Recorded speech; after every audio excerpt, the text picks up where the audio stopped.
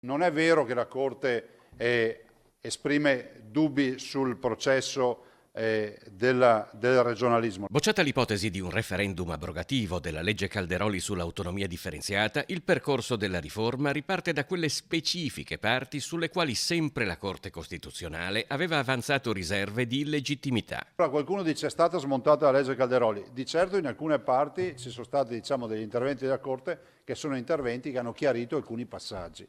Zaia arriva a sorpresa a Palazzo Ferrofini difendendo davanti al Consiglio regionale l'impianto generale di un regionalismo che dice la stessa Corte Costituzionale ha definito auspicabile, fatte salve le riserve di uniformità di crescita del Paese. Le opposizioni sono critiche. Prendo atto che lei sia contenta, Presidente, e non so se questo sia una qualità in questo caso, perché sicuramente va a sgonfiare quelle che, a sue parole, sono le aspettative di molti dei cittadini del Veneto.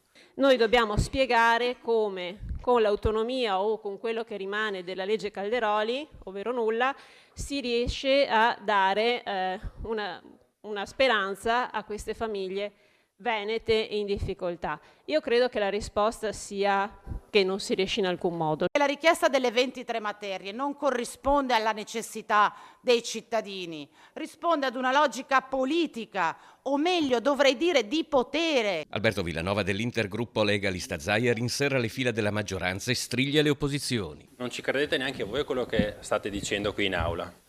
Si vede che state recitando una parte che vi viene imposta dai vostri leader nazionali. La giornata di Zaia era iniziata a Palazzo Balbi in occasione della giornata mondiale contro il cancro. In Veneto negli ultimi anni si sta abbassando sia l'incidenza dei tumori che la mortalità, mentre aumenta il parametro della sopravvivenza. Più in generale, Zaia parla anche di medici di base.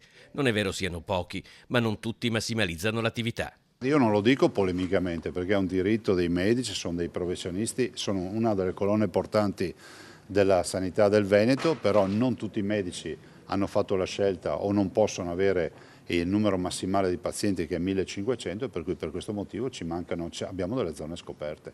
Arriveranno i nuovi specializzati e speriamo che molti di questi si fermino in Veneto.